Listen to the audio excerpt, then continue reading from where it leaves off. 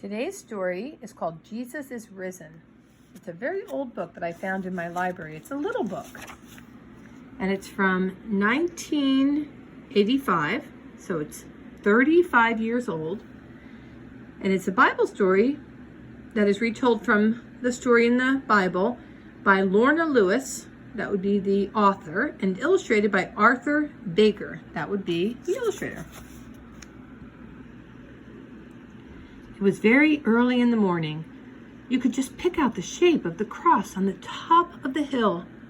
There it stood, grim and bare. Jesus had died on it. A little way down the hill was a garden.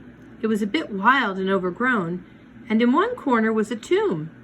That's where Jesus was put when he died.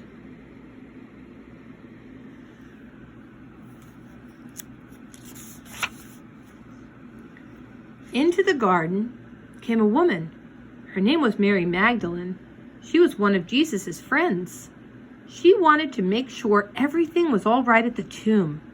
What a shock she had! The big stone blocking the entrance was rolled away. And when she looked inside the tomb, the body of Jesus wasn't there. Mary Magdalene was so upset she ran straight back to the town and bumped into Peter and John, two of Jesus's best friends. "Oh," she cried, "an awful thing has happened." "Can anything be any worse?" asked Peter gloomily. "Yes, it can. Jesus has been taken away from the tomb. Someone has taken him." Peter and John didn't stop to ask any more questions.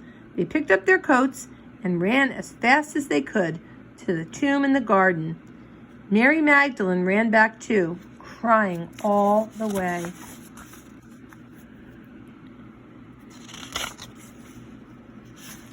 Peter and John went inside the tomb.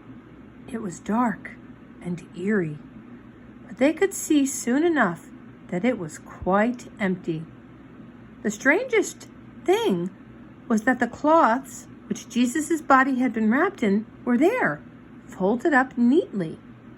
"What do you make of this?" said Peter and John to each other. John was in a whirl. Then he had a thought.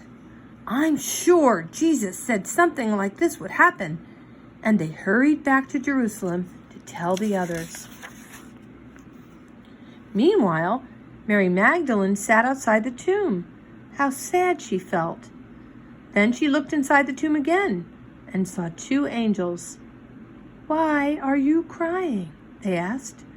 "Jesus has been taken away," she said, "and I don't know where he is."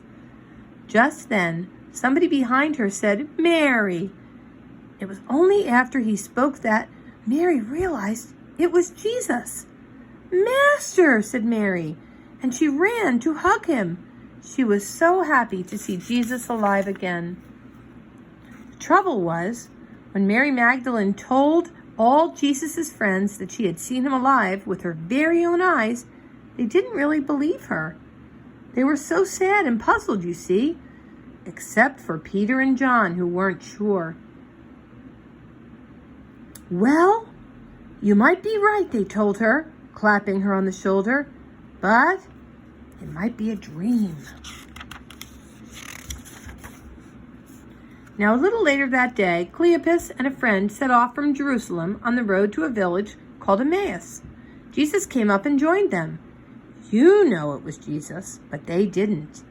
"What's up with you?" he asked. "You must be the only man in Jerusalem who doesn't know what's happened," they said.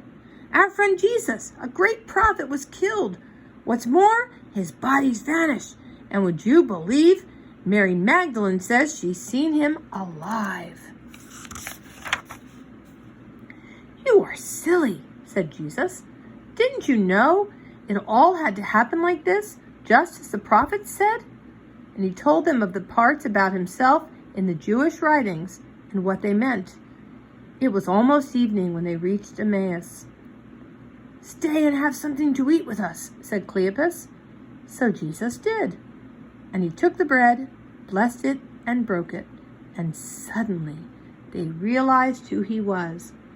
But Jesus had vanished from their sight.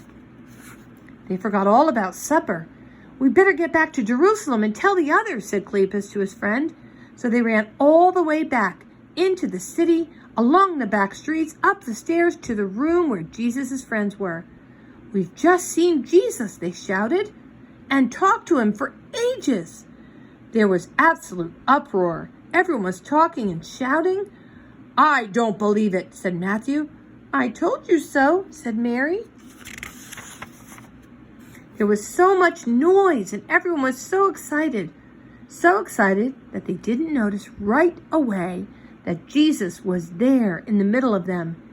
"Peace be with you all," he said, and you could have heard a pin drop. Peter was the first to speak. "Is it really you?" he asked. "Of course it is." Jesus showed them his hands, his feet, and his side. "Look where I was hurt when they put me on the cross." They knew for sure it was Jesus, and everyone jumped for joy. Now Thomas, who was another of Jesus' friends, wasn't there at the time. When he came along the next day, he didn't believe a word of it. "You must be joking," he said. "Not a chance. Unless Jesus appears to me as well, and I can touch him, I'll bet you're having me on." A few days later, that's exactly what happened. Jesus' friends were all eating supper together. And there was Jesus. "Peace to you all," he said. Then he called Thomas. "Come on then, touch me and see for yourself, Thomas." So Thomas did, and he had to admit it was Jesus after all, as real as the day he was born. Later on, some of Jesus' friends decided to go fishing on Lake Tiberias. They were out all night because that's the best time to catch fish.